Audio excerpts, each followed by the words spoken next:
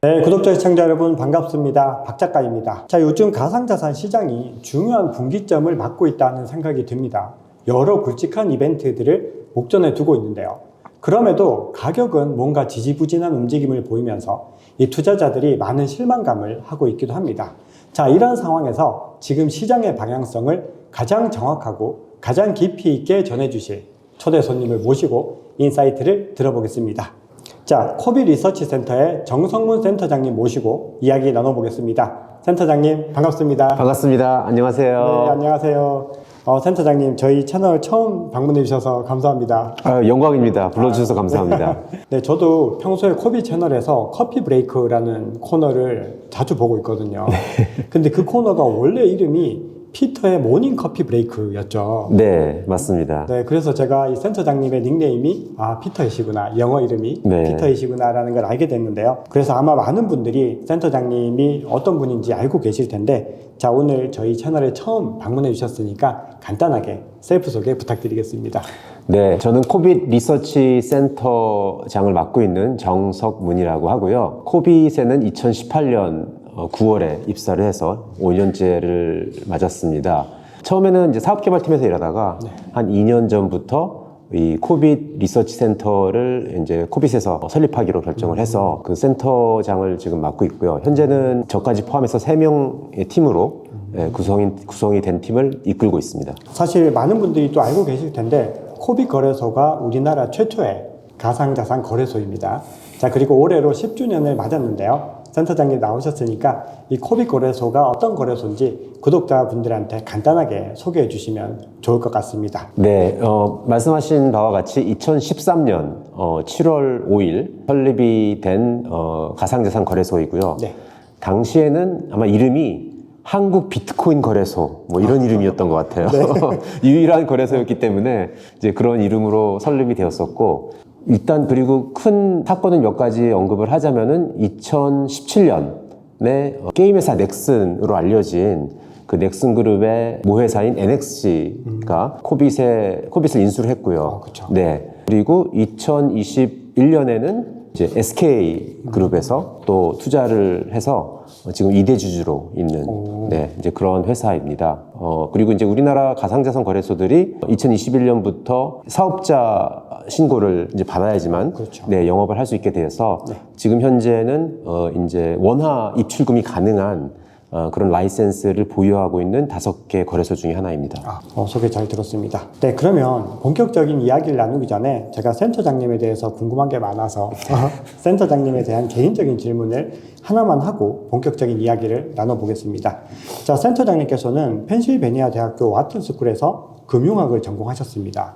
자, 그리고 골드만삭스, UBS, 크레딧 스위스, 노무라 증권 같은 굵직한 금융기관에서 20여 년간 근무를 하셨는데요. 2018년에 코빗으로 이직을 결정하셨습니다.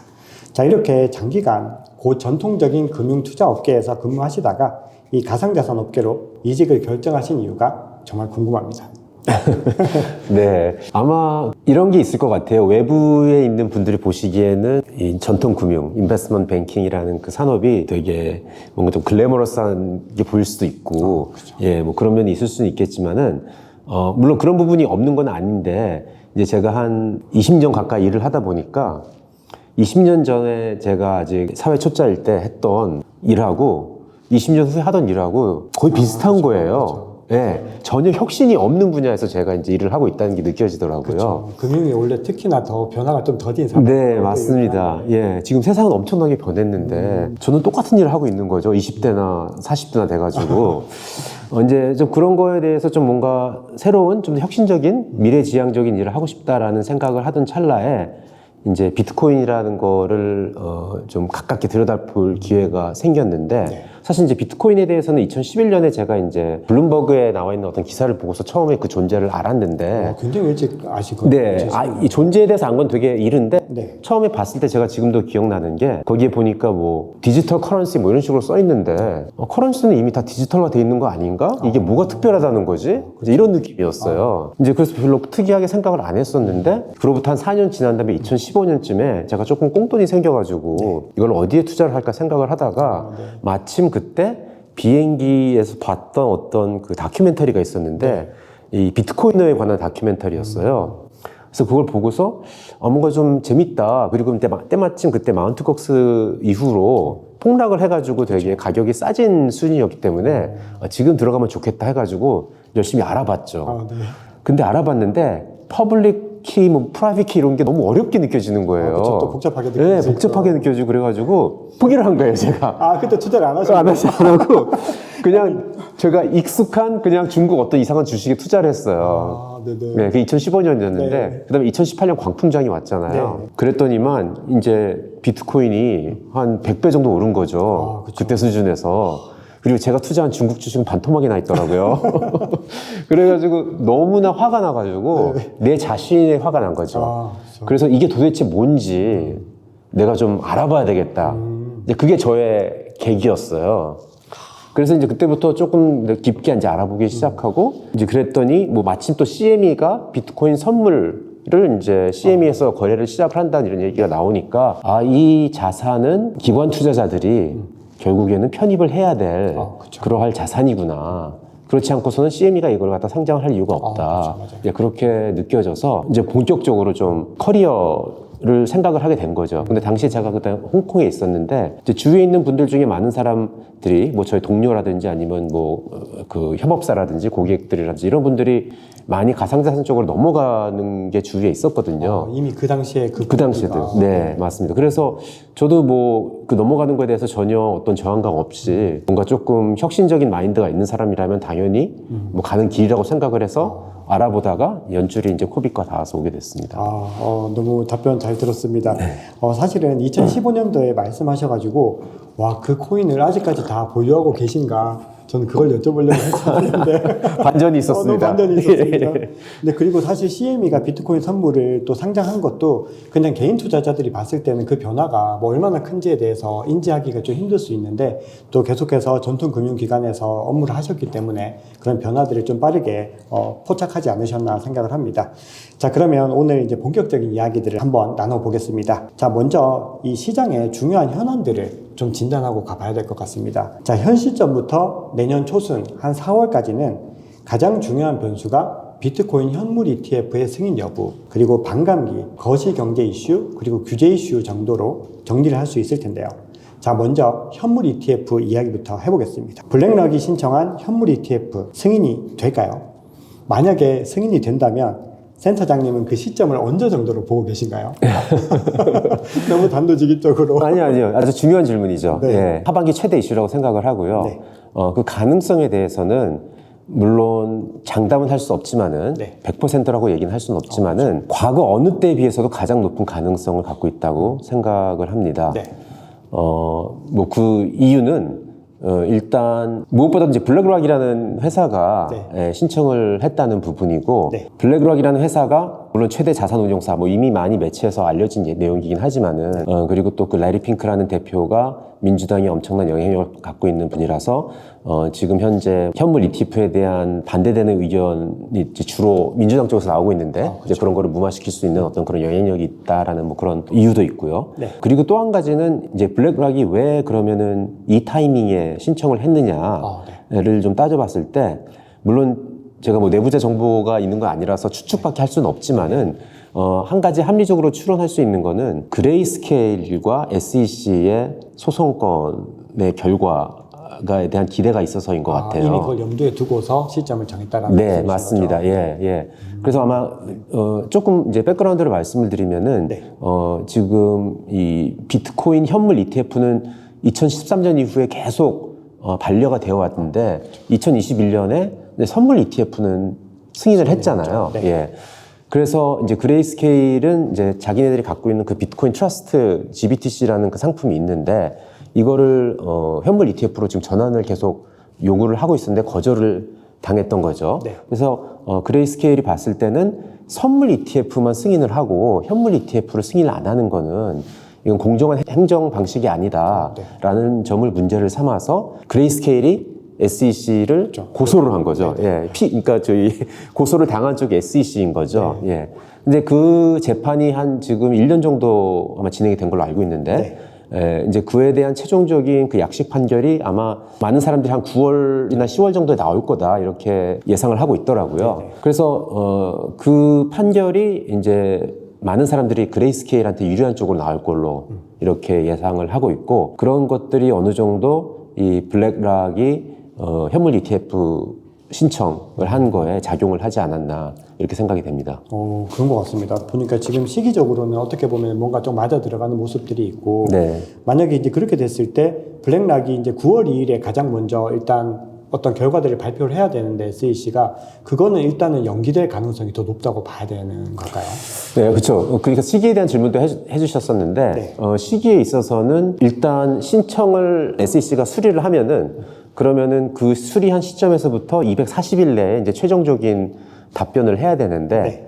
이제 그 이전에 여러 가지 그 작은 데드라인들이 있는 거죠. 예, 그 중에 하나가 이제 뭐 9월 그 신청 9월 시기에 따라서 네. 9월에 있고 뭐 10월에 있고 이런 식으로 조금씩 있는 건데, 이제 처음 돌아오는 이제 그 데드라인이 한 9월 정도에 있는 건데, 그 타이밍이 할 건지 안 할 건지 잘 모르겠어요. 거기서 조금 뭐 지연시켜서 그 다음 데드라인에 할 수도 있는 거고, 정확한 타이밍이 언제 나올지는 모르나 긍정적으로 보는 분들은 이 아까 말씀드린 그레이스케일 그 소송건의 판결이 나오기 전에 승인을 하고 하는 것이 SEC한테 조금 유리할 거다라는 의견이 있더라고요. 네.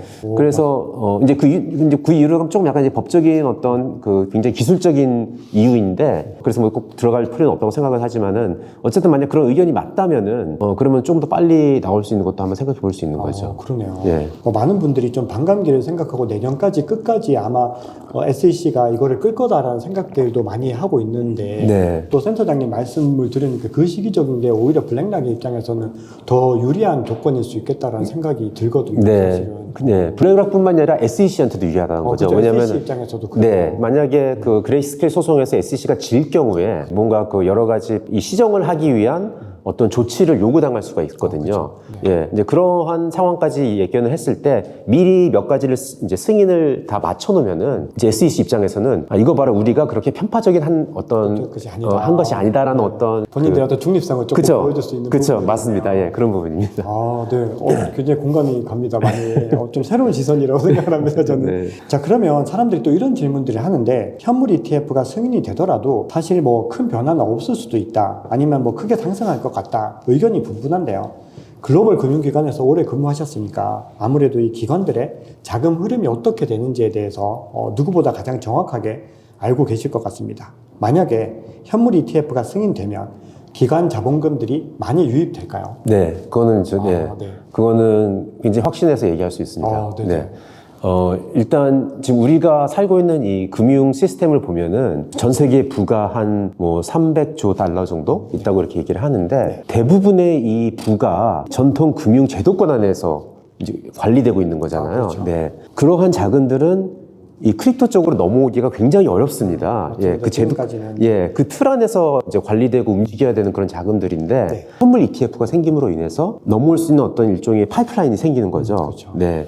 근데 이제 그러면 파이프라인이 생긴다고 왜 또 꼭 들어와야 되냐? 이거는 아주 오래된 금융 이론에 의한 겁니다. 그 마코비츠의 현대 포트폴리오 이론이라는 그런 자산 운용사들이 오랫동안 사용해온 어떤 그런 원칙인데, 뭐 간단하게 얘기를 하면은 상관관계가 낮은 자산을 포트폴리오에 편입시킴으로 인해서 리스크를 증가시키지 않고 기대 수익률을 올릴 수 있다라는 그런 이론이거든요. 이 이론을 만드신 분이 이제 마코비츠라는 이제 노벨 경제학 수상을 받으신 분이고 작년쯤에 돌아가신 분인데, 어쨌든 이제 이분이 내놓은 이론에 의해서 전 세계 자산 운용사들은 한 80년대부터 쭉 이 원칙에 따라서 운영이 되어 왔고요. 그러니까 계속해서 뭔가 상관관계가 낮은 자산을 꾸준히 찾아가는 과정이 과거 40년 동안 자산운용사들이 운영되었던 원칙이었던 거예요. 그래서 예를 들어서 미국 연금을 중심으로 생각을 해보면은 미국 연금은 80년대에는 주로 이제 채권만 들고 있었는데 이 이론을 접한 이후부터는 상관관계가 낮은 자산을 편입해야 된다는 생각에 일단 처음에는 내국 주식들을 편입을 시켰고, 그 다음에 상관관계가 낮은 걸 찾다 보니까 이제 미국 외 다른 선진국 주식들을 편입시켰고, 그 다음에 90년대 들어오면서부터는 이제 이머징 마켓 주식들을 편입을 시키기 시작했고, 그때 이제 한국도 상당히 많은 수혜를 봤죠. 때마침 이제 조금씩 외국인 한도도 이제 늘려주면서, 그리고 그 다음에 2000년대 들어오면서부터는 이제 커머더티를 이제 편입을 시키고, 그 다음에 헤지펀드들도 이제 편입을 시키고, 네. 이런 식으로 계속 꾸준히, 다음 상관관계가 낮은 자산은 무엇인지 찾아가는 과정을 과거 40년 동안 자산운용사들은 전 세계적으로 해왔던 거고요. 네. 우리나라 국민연금도 마찬가지고, 네. 그래서 지금 현재는 그러면은 다음 자산이 무엇인지, 예. 찾아봤을 때 이제 가상자산이 상관관계가 낮은 자산이기 때문에 이거는 안 할 수가 없는 거죠, 솔직히. 그러네요.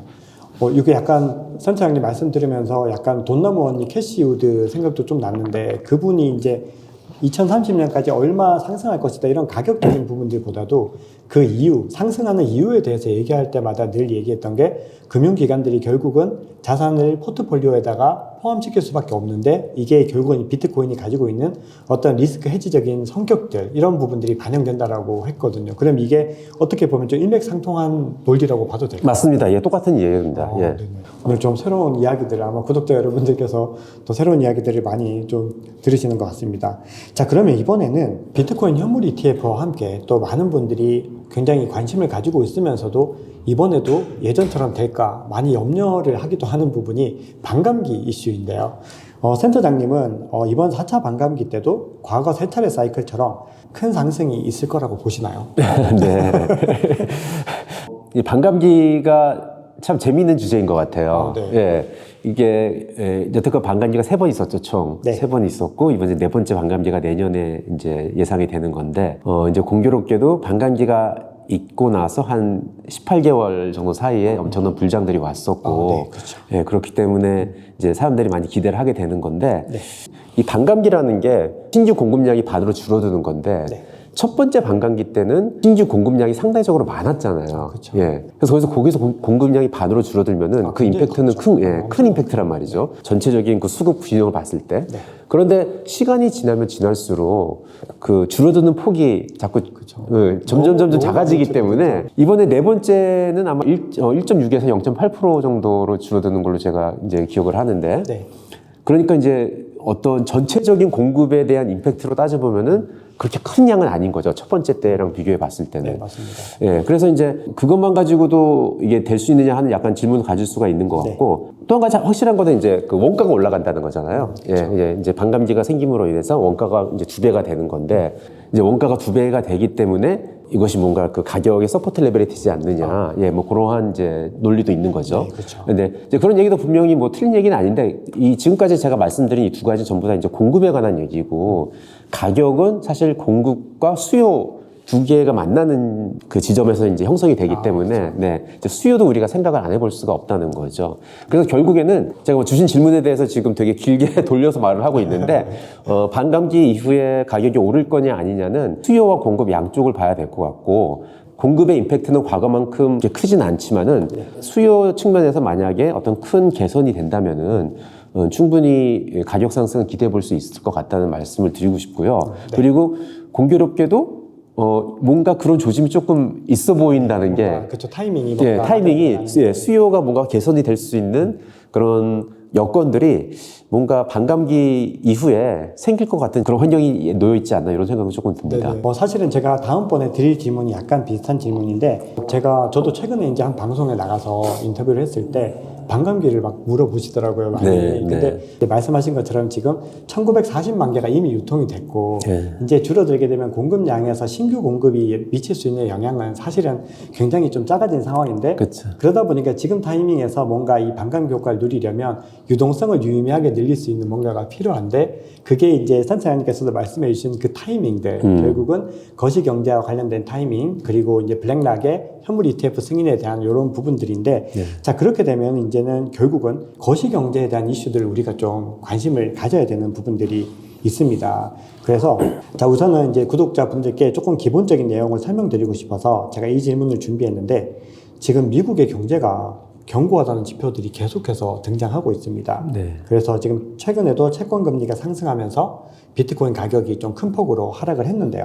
자, 이 장기 채권 금리가 급등하는 이유는 무엇이고 이게 자산 시장에 어떤 영향을 미치고 있는 걸까요? 네, 일단 채권 금리가 급등하는 이유는 이제 말씀하신 바와 같이 이제 경기 지표들이 굉장히 이제 경기가 아직도 강하고 약간 뭐 어떻게 보면 과열됐다는 쪽으로 나오니까 연준이 이제 통화 정책을 긴축 정책을 좀 더 오랫동안 유지할 것 같다라는 이제 그런 기대감이 반영이 되면서 네. 예, 그러면서 채권 금리가 올라가고 있는 것으로 보이고요. 그래서 이 채권 금리가 상승을 하게 되면은 이제 기본적으로 이제 위험 자산에는 좀 부정적인 역할이 나오게 되는 거죠. 여기서 말하는 위험 자산이라는 거는 뭐 꼭 나쁜 자산이라는 뜻이 아니고, 예, 주식도 사실 위험 자산으로 그렇죠, 들어가죠. 예, 특히 기술주나 뭐 이런 네, 그쵸, 굉장히 그 변동성이 높은 성장 위주의 주식들, 뭐 좀 더 구체적으로 정의를 하자면은 캐시플로 제너레이션이 굉장히 먼 미래에 있는 그런 전문 용어를 쓰자면은 뭐 롱 듀레이션 에셋이라고도 얘기를 하는데 이제 그런 자산들은 이제 금리에 더욱더 이제 민감하게 반응을 하는 그런 자산들이고. 그렇기 때문에 뭐 나스닥이라든지 뭐 그런 기타 기술주라든지 이제 가상자산까지 포함을 해서 이런 주식들은 그러한 이제 금리 상승에 대해서 좀 민감하게 반응할 수밖에 없는 거겠죠. 자, 그러면 센터장님은 지금 앞으로 거시 경제 방향성을 어떻게 보시는지가 좀 궁금한데요. 무엇보다도 지금 연준의 통화 정책 그리고 금리 인상 중단과 피보팅 시점 이런 부분들은 대략 어느 정도로 보고 계신가요? 네, 예, 굉장히 이제 그 타이밍을 맞추기는 이제 어려운 거죠, 이게 진짜. 그렇죠. 예, 몇 조 달러 이제 질문을 지금 해주셨는데, 일단, 지금 현재 이제 오늘 밤에 또 좀 중요하잖아요. 오늘 밤에 잭슨 홀 미팅이 있고, 그래서 잭슨 홀 미팅에서도, 뭔가 파월 의장의 발언에 의해서 좀 힌트가 있지 않을까, 이제 많은 분들이 좀 기대를 하고 있는 것 같은데, 제가 봤을 때는 이 지금 연준에 계신 분들도 다 의견이 다 다 분분하고, 예. 다 다른 얘기를 맞아요. 예. 컨센서스가 없고, 이제 그런 상황에서 뭔가 파웰 의장조차도, 오늘 연설에서 뭔가 명확한 어떤 방향성을 제시하기는 되게 어려울 것 같이 생각이 돼요. 이제 그만큼 지금 현재 매크로 상황이라는 거는 참 예측하기가 어려운 상황이라고 인 걸로 보이고요. 그러면 이제 그 연준의 피보팅 시점은 이제 여기서 말하는 피보팅은 이제 뭐 이제 금리 인하를 이제 말씀하시는 것 사실은 같은데. 금리 인하까지도 생각을 하는데 그 지점까지는 상당히 더 예측이 좀 어렵다는 생각이 드는데 그것도 센터장님 개인적인 견해시니까. 사실 저는 이제 피보팅이라는 단어를 좀 더 넓게 의미를 두고 사용을 해왔는데, 그러니까 작년 같은 경우에는 계속 금리를 인상을 해왔기 때문에 저는 이제 인상 기조만 멈추더라도 그건 피보팅이라고 이제 생각을 했었거든요. 예, 그렇게 사용을 해놓고 그렇게 보면 이제 피보팅의 첫 번째 단계 피보팅은 연초에 좀 있었다고 얘기를 할 수가 있는 거죠. 이제 그 특히 미국 중소은행들의 위기 사태에 오면서 인상 속도에 대해서 뭔가 좀 다시 재고를 한다든지 연준의 자산 이제 렌딩을 또 디스카운트 윈도나 이런 쪽을 통해서 또 유동성 거금을 이제 해줬죠. 뒷구녕으로 좀 이런 표현 써도 되는지 모르겠지만 박 작가님이 이 영상은 굉장히 권위 있는 영상이라서 제가 아닙니다. 권위 있는 영상이 아니고 너무 좋습니다. 이제 뒷구녕으로 이렇게 이제 유동성 거금도 해주고 이렇기 때문에 기조가 좀 달라졌기 때문에 상반기 동안에 약간 첫 번째 피보팅이 있었다고 얘기를 할 수가 있는 거죠. 그런데 이제 뭐 여기서 더 추가적인 피보팅을 얘기를 하자면은 이제 어떻게 보면은 금리 인상 기조를 이제 완전히 동결시키는 거라든지 뭐 심지어는 뭐 이제 인하를 시킨다든지 뭐 이런 것까지 생각해 볼 수가 있을 것 같은데 그래서 그 타이밍을 참 얘기하기는 어려울 것 같고요. 일단 지금 CME 선물 시장에서 우리가 알 수 있는 시장 기대치는 CME의 그 기준금리 선물이 거래가 되니까 그걸 보면은 이제 9월에 있을 FOMC 미팅에서는 이제 금리 변동이 없을 걸로 보는 확률이 80% 맞습니다. 예, 그렇게 보고 있고 이제 그 이후로 가면은 한 50% 정도의 확률로 이제 변화가 없을 걸로 보고 있는데 정확하게 그렇게 나와 있죠. 11월 달이 딱 50%. 맞아요, 딱 50%. 근데 제 과거 경험으로 보면 50%는 큰 의미가 없더라고요. 어느 쪽으로라든지 모른다는 얘기죠. 그 확률이 어느 쪽으로라든지 변동이 가능한 상황이라서 지금 시장도 굉장히 어떤 혼돈한 상황인 것 같고 그래서 제가 박 작가님 질문 아직까지 지금 답을 못 드리고 있는데 언제 인하할 거냐 일단 뭐 인하 이제 피보팅이나 인하 뭐 이런 것들은 아무래도 좀 내년 정도 넘어가야 되지 않을까 예 그렇게 좀 생각이 듭니다. 그래야지만 지금까지 짧은 기간 내에 엄청나게 많은 양의 금리 인상을 했는데 그 효과가 실물 경제에 이렇게 스며들어가는 그렇죠. 예, 시간이 시간이 필요하니까 그 정도 시간이 있어야 되지 않을까 이렇게 생각이 됩니다. 네, 답변 너무 감사합니다. 사실 너무 제가 좀 어떻게 보면 너무 어려운 질문인 것 같습니다. 사실 이거는 자이런 파월 의장도 대답할 수가 없는 사실은 그런 질문이어서 근데 개인적인 어떤 생각들이 좀 궁금했고 자 그럼 이번에는 지역을 조금 달리해서 또 센터장님께서 또 굉장히 좀 많이 알고 계시는 지역인데 홍콩 이야기를 조금 해보겠습니다. 최근에 이제 올해 초부터 홍콩이 이 가상자산 시장을 개방하는 거에 대한 어떤 기대감들이 많이 있었는데 지금 현재는 약간은 좀 또 지지부진한 느낌이 있습니다. 사람들의 관심에서 조금은 멀어진 느낌이 있는데 이 홍콩이 가상자산 시장을 개방한 것이 어떤 의미가 있는지와 그리고 이게 향후 중국 본토에도 가상자산이 개방될 수 있을지 자 그런 기대감이 있는데 네. 센터장님 생각은 어떠신가요? 네, 홍콩의 그 가상자산 시장 개방은 아마 이런 뜻에서 우리가 봐야 될 것 같아요. 이제 홍콩이라는 도시가 이제 중국 정부 입장에서 봤을 때는 이 자유 경제 체제, 시장주의 경제 체제에 대한 실험을 할 수 있는 아주 좋은 장소로 이제 오랫동안 중국은 그렇게 홍콩을 간주해 왔고, 그래서 홍콩 내에서는 여러 가지 시장 경제에 입각한 어떤 금융 정책들이 이제 실험 비슷하게 많이 지금 진행이 되어 왔었던 거거든요. 이제 가상자산 시장을 열기로 개방하기로 한 것도 어떤 그러한 연장선에 있는 거라고 그렇게 볼 수 있을 것 같고요. 그래서 일단은 제 생각에는 중국 내에서 뭔가 하기보다는 홍콩에서 뭔가 이렇게 여러 가지 가상자산에 관련된 사업이나 활동들을 하게끔 이제 지켜보는 이제 그런 시기가 앞으로 수년간 이어지지 않을까. 이제 중국 내에서는 제 생각에는 웬만해서는 이제 지금의 기조를 그렇게 바꾸지 않을 것 같다는 이제 그런 생각은 듭니다. 네. 답변 감사합니다. 네, 사실 저도 중국이 지금 현재 상황에서 본토에서 이 가상자산을 받아들인다라고 하는 거는 좀 많은 부담감이 있을 것 같다라고 생각을 했는데 또 센터장님께서도 그 말씀을 해주셔서 생각이 조금 더 확신이 저는 드는 것 같습니다. 자, 이번에는 이더리움 선물 ETF 관련된 이야기를 좀 해보겠습니다. 사실 시장의 가장 큰 관심은 비트코인 현물 ETF인데 최근에 이제 이더리움 선물 ETF가 승인될 수 있다는 기대감들이 좀 많이 지금 올라오고 있습니다. 그럼에도 이더리움 가격에는 큰 영향을 미치지 못하고 있는데요. 이더리움 선물 ETF는 최초의 알트코인 ETF라는 점에서 나름의 좀 의미가 있다고 보는데요. 자, 만약에 승인이 됐을 때 시장에 또 어떤 영향을 미치게 될까요? 네, 이것도 굉장히 긍정적인 효과가 있을 거라고 생각이 됩니다. 예. 일단 선물 ETF가 됐건 현물 ETF가 됐건 이제 ETF가 하나 생기면은 기존에는 이더라는 자산에 투자 활동을 하지 못했던 그런 자금들이 들어올 수 있는 길이 마련되는 거기 때문에 일단 추가적으로 자금 유입이 될 수 있는 이제 경로가 생긴 거라서 긍정적일 것으로 생각이 되고요. 단지 이제 기관 자금도 장기성 자금이 있고 단기성 자금이 있는데 선물 ETF인 경우에는 비록 가상자산뿐만이 아니라 모든 이제 그 선물 ETF라는 게 구현되는 방식에 좀 한계가 있어서 그 기초자산의 가격을 정확하게 추정을 못하죠. 이제 트래킹 에러가 자꾸 벌어지는데 그렇기 때문에 기관 자금들 중에서도 단기성 자금 위주로 조금 들어올 것 같고요. 장기성 자금은 이제 그 트래킹 에러가 작아야지만 투자할 수 있는 어떤 그런 메리트가 생기기 때문에 이제 그런 면에서 조금 한계점은 있긴 하지만은 일단은 이제 긍정적인 효과가 있을 걸로 이렇게 생각이 됩니다. 어떻게 보면 또 하나의 어떤 파이프라인이 만들어졌다라는 그렇죠. 측면에서 이제 장기적으로는 뭔가 또 변화의 어떤 움직임들을 이끌 수도 있다. 이 정도 보면 그렇죠. 네. 그리고 또 이거를 발판으로 훗날 현물 ETF가 나올 수 있는 그렇죠. 또 가능성도 생기니까. 네, 맞습니다. 자, 지금 비트코인이 지정학적인 자산으로서 입지가 좀 공고해지고 있습니다.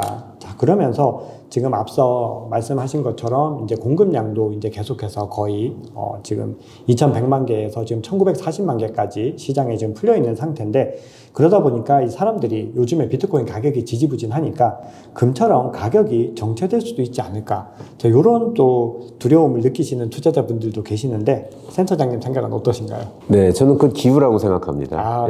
감사합니다. 이제 금 가격이 정체되는 이유 아니면 혹은 정체되고 있다고 이제 주장하는 어떤 분들이 이제 계시는데 일종의 음모론적인 이제 그런 이론이잖아요. 일종의 음모론입니다. 그래서 전 세계 중앙은행들이 이제 힘을 합쳐가지고 금 가격을 좀 눌러야지, 그래야지 이제 법정화폐가 유지가 될 수가 있으니까, 이제 이런 내용의 음모론이잖아요. 근데 우리가 살고 있는 이 세상은 그렇게 전 세계 중앙은행들이 이제 잘 힘을 모아가지고 금 가격을 그렇게 서로 잘 결탁하고 잘 이러지 못하거든요. 제 생각에는. 네네. 특히 이제 금을 많이 보유하고 있는 나라들이 뭐 그렇게 막 서로를 좋아하는 나라들도 아니고, 네. 사실 중국이나 러시아가 많이 지금 그러니까요. 예, 맞아요. 그렇기 때문에 금이 어떤 그런 결탁에 의해서 인위적으로 금 가격이 지금 이렇게 눌려 있다라는 그 음모론 자체가 증명되지 않았기 때문에 예, 그런 같은 이론을 적용을 해서 비트코인도 그렇게 될 거라고 우려하는 것은 좀 기우라고 생각을 합니다. 네, 알겠습니다. 네, 자 그러면 지금부터는 이제 또 새로운 주제로 좀 들어가 보겠습니다. 가상자산의 밸류에이션과 관련된 부분인데요. 자, 본격적인 질문을 하기 전에 사실 이 가상자산 시장에서 리서치라는 개념은 아직까지는 개인 투자자분들께는 조금 덜 익숙한 개념입니다. 아직까지 워낙 신생 자산이기도 하고 이 체계들이 완전히 자리가 잡히지는 못했는데요. 코빗 리서치 센터가 사실 이 리서치 분야에서 굉장히 중요한 역할을 지금 하고 계시죠. 자, 그래서 아마 많은 또 우여곡절이 있으셨을 것이다 라고 생각을 하는데 가상자산 리서치를 하시면서 힘들었던 점이나 또 재밌는 에피소드 같은 거 있으시면 말씀 한번 해주세요. 네, 힘들었던 점 한 두 가지 정도 생각이 나는데요. 네. 하나는 뭐냐면은 가상자산이라는 걸 다루다 보면은 물론 많은 분들이 이제 가격에 가장 관심이 많지만은 이걸 제대로 이해하기 위해서는 이게 왜 중요한 기술이고 왜 인류학에 유용한 거고 이제 이런 거를 이해를 해야 되는데 그런 거를 이해하다 보면은 한국어로 담을 수 없는 그런 개념들이 많이 이제 접하게 되거든요. 그래서 이제 그런 개념들을 접했을 때 저희는 이제 리서치를 한국어로 내야 되니까 이제 전달을 함에 있어서 어떤 표현을 해야 될지 이제 좀 그런 것에서 좀 고심이 좀 어렵더라고요. 영 고민하다가 안 되면 그냥 영어를 쓰는데 아무래도 좀 될 수 있으면 저는 이제 한국어를 쓰고 싶어서 이제 한국어를 찾는 그런 과정 이제 이런 것들이 좀 많이 어렵게 느껴질 경우가 있고요. 그다음에 이제 두 번째로는 제가 개인적으로 이제 궁금하고 지적 호기심이 느껴지고 이런 주제하고 대중들이 듣고 싶어 하는 거하고 이제 좀 괴리가 있을 때. 네. 그 저는 뭔가 이런 게 궁금해서 막 시간을 많이 투자해서 이걸 알아보고 싶은데 막상 이거를 리포트를 쓴다고 했을 때 과연 사람들이 읽을까? 이제 이런 생각이 들게 되면은 그런 어떤 균형을 맞추는 게 조금 약간 어려운 것 같아요. 맞습니다. 그게 어떻게 보면 가격이랑 좀 관계가 있는 것 같습니다. 맞아요, 그것도. 왜냐하면은 사람들은 지금 시장에서 뭔가 많이 거래되는 것들이 더 많이 알고 싶어 하는데 그렇죠. 또 리서치를 만드는 사람들의 입장에서는 그런 것들보다는 정말 이 산업의 좀 근원적인 이야기들이나 더 향후에 더 성장할 수 있는 것들을 발굴해야 되는 그런 부분들이 있어서 괴리감도 좀 발생할 수밖에 없다라는 생각이 듭니다. 네. 또 하나 지금 이제 재미있는 점 이제 하나 말씀드리면 재밌었던 점은 이제 코빗이라는 브랜드를 갖고서 이제 리서치를 하다 보니까 제가 보통 같으면 만날 수 없는 그런 분들을 만날 수 있는 어떤 기회가 생기더라고요. 그래서 최근에는 그 SEC의 헤스터퍼스 위원님 정말요? 제가 크립토 마음이시잖아요. 네, 크립토 마음이랑 그분하고 좀 대화를 할 기회가 생겨가지고요. 예, 이제 그런 기회를 좀처럼 사실 제가 코빗이 없었다라면은 절대 했는데 그런 기회도 생겼었고 뭐 그런 점이 재밌었던 것 같습니다. 진짜 글로벌 굉장히 유명한 인사분들을 만날 수 있는 기회들이 진짜 많겠네요. 부럽습니다. 네, 그러면 자 지금부터는 이제 가상자산의 가치평가에 관한 이야기들을 해볼 텐데요. 자, 이게 어떻게 보면은 투자자분들께서는 좀 관심을 더 가지실 만한 부분이라고 생각을 합니다. 왜냐하면 이게 종목 선정과도 일정 부분 관계가 있고 또 마켓 타이밍과도 좀 관계가 있는 부분들인데요. 투자에 많은 도움이 될 거니까 이 구독자분들 집중을 좀 해주시면 좋을 것 같습니다. 자, 작년인가요? 코빗 리서치 센터에서 밸류에이션에 대한 보고서를 한번 공유를 해주셨습니다. 네. 그래서 이게 많은 분들이 또 이걸 통해서 이 밸류에이션 모델들에 대해서 고민을 하게 됐는데, 자, 이 비트코인의 밸류에이션을 그때 이제 6가지 정도 방법을 제시해 주셨는데요. 네. 그 방법들 중에서 비트코인의 밸류에이션을 측정하는 방법 중 가장 합리적인 거. 네. 그리고 그 중에서도 우리 이제 평범한 개인 투자자분들이 좀 활용할 수 있을 만한 네. 이 밸류에이션 모델이 있을까요? 네, 이 지금 그 밸류에이션 모델들이 전부 다 연구 중이고 좀 다듬어지는 그런 과정이라서 아직까지는 뭐 어느 하나가 되게 잘 뭐 가격을 예측한다 뭐 이렇게 얘기하기가 좀 어려울 것 같아요. 네. 근데 저는 이제 이 밸류에이션 모델의 진정한 가치는 물론 사람들이 많이 적정 가치를 측정하기 위해서 사용을 하기는 하지만은 진짜 가치는 이게 뭔가 가격을 맞췄다 안 맞췄다 이런 데 있는 게 아니고 그냥 그 자산의 본질, 그 자산의 밸류 드라이버는 뭔가 가치 창출을 하는 원동력이 뭔가 이런 거를 이해하는데 뭔가 도움이 되는 점이 가장 진짜 진정한 밸류에이션 모델의 가치라고 생각을 하거든요. 네. 그래서 이제 그런 면에서 봤을 때 한 두 가지 정도 제가 이제 그 6개 제가 언급한 것 중에서 이제 말씀드릴 수 있을 것 같은데, 첫 번째는 메트칼프의 법칙이라는 원칙입니다. 그래서 이거는 뭐 모델이라기보다는 네트워크가 가치를 갖기 위해서는 이제 어떤 요소들이 갖춰져야 되나, 이거를 이제 메트칼프라는 분이, 그분은 이제 수학적인 공식으로 이제 표현을 하기는 했는데, 이제 이런 거죠. 이제 모든 네트워크, 이제 제가 이제 블록체인을 이해함에 있어서 가장 중요한 거는 이제 이게 네트워크라는 걸 이해를 해야 된다고 저는 생각을 맞습니다. 하는데, 네. 기본적으로 이제 사람들을 연결시켜주는 이제 망이라고 우리가 표현을 하잖아요. 그런데 그게 가치가 있으려면은 이제 연결되는 그 사람 숫자가 많으면 많을수록 더 가치가 올라가는, 이제 이런 여러 비례관계에 있는 거고, 이제 메트칼프의 법칙은 이것을 이제 수학적으로 네트워크에 참여하는 사람 숫자 제곱에 비례한다라는 어떤 그런 공식을 만드신 분이고, 네.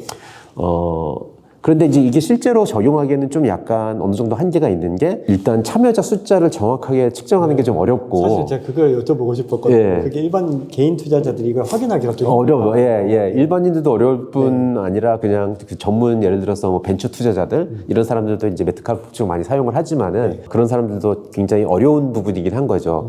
예. 그래서 이 밸류에이션 모델은 꼭 여러분들이 뭔가 가격을 측정하기 위해서 사용하라기보다는 그냥 하나의 이 블록체인 네트워크의 본질을 이해하는 어떤 프레임워크로서 사용할 수 있는 그런 하나의 이론이라고 이렇게 받아들이고 한번 공부를 하면 좋을 것 같고요. 그다음에 두 번째로 말씀드릴 수 있는 거는 요건 조금 더 실용성이 있는 건데, 저는 이제 MBRB라는 지표, 그 리포트에서도 언급을 했는데, 이 지표는 어느 정도 좀 실용성이 있지 않을까 이렇게 생각이 됩니다. 예. 그래서 이제 MBRB가 뭐의 약자면은 마켓 밸류고 리얼라이즈드 밸류의 그 비율을 얘기하는 거거든요. 근데 마켓 밸류는 사실 그냥 시가총액인 거고, 예. 그다음에 리얼라이즈드 밸류는 각 코인이 마지막으로 온체인상에서 거래됐을 때 적용을 해서 평가를 해서, 그래서 그 네트워크의 가치를 산정을 하는 거죠. 왜냐면 이제 시가총액, 마켓 밸류는 그냥 지금의 시가를 모든 코인에게 동일하게 적용을 해서 그래서 가치를 산정하는 건데, 리얼라이즈드 밸류는 각각 코인이 온체인상에서 마지막으로 거래됐을 그 당시의 가격만이 진정한 가격이라는 가정하에 이제 산정을 하는 거기 때문에, 예를 들어서 비트코인 같은 경우는 RB가 조금 낮게 나오는 거죠. 왜냐하면 과거에 움직이고 전혀 움직이지 않았던 그런 코인들이 많기 때문에, 그런 거를 그때 당시의 가격으로 적용을 해서 산정을 하면은 이제 마켓 밸류보다는 조금 더 낮게 나오니까 이제 그 비율이 사실 이제 1 이상으로 보통은 나오는데, 그래서 이 비율을 보면은, 이 비율을 사용을 하면은 이렇게 뭐 단기적인 트레이딩 할 때는 아직 사용하기는 좀 어려운데, 3, 4년 정도의 사이클로 보면은 굉장히 과잉 매도됐다든지 과잉 매수됐다든지 이런 구간을 우리가 구별을 할 수가 있습니다. 그래서 이런 어떤 목적으로 사용을 한다면은 좀 유용하게 쓰일 수 있지 않을까 이렇게 생각이 됩니다. 답변 감사합니다. 사실 제가 또 여기서 하나 더 이제 추가적으로 드리고 싶었던 질문이 있는데, 제가 이제 플랜 B라고 하는 분이 계시죠. 네네. 근데 제가 가끔씩 제 영상에서 그 플랜 B라는 분의 의견을 제 얘기를 하면은 악성 댓글이 좀 많이 달리죠.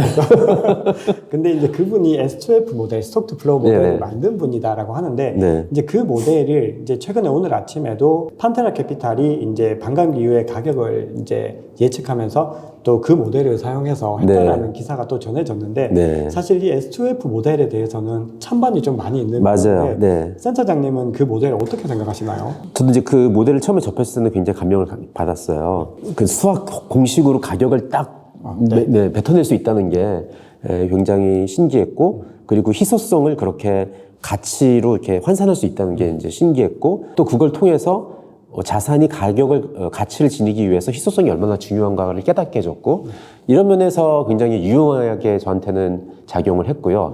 그렇지만 지금 저한테 이 모델을 가지고서 가격을 예측을 하는 게 옳은 방식이냐고 물어보면은 저는 굉장히 한계점이 많다고 생각을 저도 합니다. 기본적으로 아까 말씀드린 것처럼 수요와 공급 양쪽을 다 고려를 해야 되는데, 수요만 이제 가지고서 뭔가 하는 거니까 이거는 좀 약간 반쪽짜리의 모델이 되는 거고, 그렇지만 제가 처음에 말씀드린 것처럼 이 밸류에이션 모델들이, 이거는 사실 가상자산뿐만이 아니고 주식도 마찬가지거든요. 뭐 DCF라든지 이런 것도 전부 다 모델인 거고, 모델이 뭐 항상 가격을 맞추는 것도 아니고, 그렇지만 우리가 계속 사용하는 이유는 이러한 모델들이 어떤 그 자산의 본질, 이 밸류 드라이버 이런 것들을 이해하는 데 도움이 되기 때문에 거기서 우리가 뭔가 가치를 얻기 때문에 사용하는 거이기 때문에 저는 너무나 그분을 비판하고 싶지는 않아요. 왜냐하면 제 개인적으로 많은 걸 깨닫게 하는 데 도움을 준 그런 모델을 저한테 소개해 준 분이기 때문에 아무 대가 없이 자기가 열심히 시간을 투자해가지고 분석한 거를 한 거기 때문에 저는 너무 비판하고 싶지 않습니다. 그분을. 저도 센터장님 말씀에 전적으로 동의합니다. 사실은 이게 우리가 이걸 가지고 정확하게 뭐 1년 뒤에, 2년 뒤에 가격을 맞춘다. 이거는 원래 저부터 불가능한 것들인데 그런 것들 여러 가지 가능성을 가지고서 방법들을 제시해 줬다라는 부분들은 저도 굉장히 나름의 의미가 있다라고 생각을 합니다. 자, 이번에는 이제 알트코인 얘기를 좀 해보겠습니다. 아마 비트코인과는 좀 차이가 있을 텐데요. 토큰 터미널 이런 사이트 가보시면은 PER이나 PSR 이런 것들을 제공을 하면서 뭔가 가치 평가에 도움을 줄 수 있는 자료들을 주고 있는데요. 이 알트코인의 밸류에이션을 측정할 수 있는 어떤 모델은 있을까요?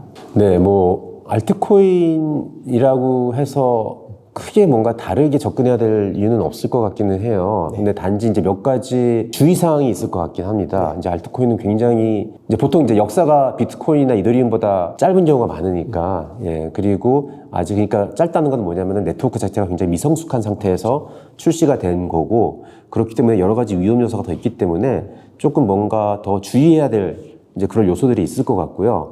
일단 알트코인을 이제 투자를 할 때 제 생각에는 가장 우리가 해야 될 질문은 이제 코인이 있다는 거는 뭐 뒷받침이 되는 네트워크가 있다는 거고 그 프로젝트를 이끄는 사람들이 있다는 건데 그럼 이 프로젝트는 도대체 무슨 문제를 해결하려고 그러는 프로젝트인지 그리고 이 문제가 꼭 탈정화화된 네트워크를 동원을 해서 해결해야 될 문제인지 뭐 이런 점을 우리가 따져봐야 될 것 같고요.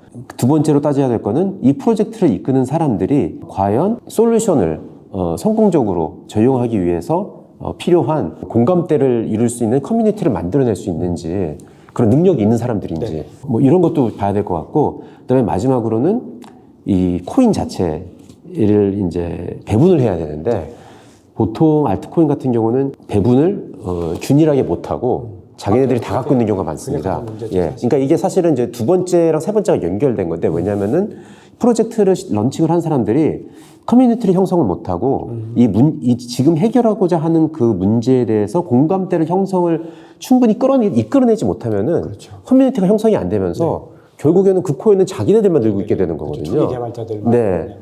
이제 그런 상황은 굉장히 이제 나머지 사람들한테 위험한 시츄에이션인 거죠. 이제 그런 분들, 그런 초기 개발자들이 하다가 뭐 처음엔 좋은 인도로 시작했더라도 잘 안 되면은 나중에 뭐 덤핑을 할 수도 있는 거고 아니면 아예 처음부터 덤핑할 생각을 한 사람도 있는 거고. 그런 많기 때문에, 그런 게 많기 때문에 어떤 요 세 가지만 좀 주의를 해도 상당히 많은 알트코인을 걸러낼 수 있지 않을까 그렇게 생각이 됩니다. 자, 그러면 이번에는 좀 개별 종목 이야기를 좀 해보겠습니다. 저희가 딱 두 가지 정도의 개별 종목만 여쭤볼 텐데요. 먼저 이더리움입니다. 최근에 이제 좀 부각이 좀 많이 덜 되는 모습입니다. 어떻게 보면은 이 소셜상에서는 오히려 리플이나 뭐 솔라나 같은 프로젝트들이 더 많이 좀 언급이 되는 느낌이고 이 압도적인 알트코인의 대장인 이더리움이 조금은 주춤한 모습인데 전망 어떻게 보시나요? 네, 저는 굉장히 긍정적으로 보는 편입니다. 이더리움 이게 우리가 뭔가 노이즈가 없으면은 뭔가 주춤하고 뭔가 진행이 안 되고 있다 이렇게 생각을 하기 십상인데 사실상 이더리움 커뮤니티만큼 굉장히 견고하고 결집력이 강한 그런 커뮤니티도 없다고 생각이 되고요. 그리고 뭐 이렇게 뉴스화되지 않고 뭐 매체화되지 않아도 이더리움 커뮤니티는 전 세계에서 어떤 그런 미답이나 이런 걸 통해서 컨퍼런스나 이런 걸 통해서 계속 자기네들이 걸어가야 될 로드맵을 꾸준히 차곡차곡 걸어가고 있는 그런 커뮤니티이고 다만 이제 비트코인과 이더리움을 봤을 때는 둘 자산 모두 갖고 있어야 된다고 생각을 하는데 이제 비트코인은 훨씬 더 그래도 이더리움보다는 성숙한 네트워크이고 그렇기 때문에 리스크가 더 적고 이더리움은 물론 업사이드 포텐셜도 많지만 그만큼 리스크도 있는 거기 때문에 포트폴리오의 포지셔닝을 할 때 이제 리스크에 맞춰서 이더리움은 조금 더 비트코인보다는 작게 가져가는 게 맞다고 이렇게 생각이 되거든요.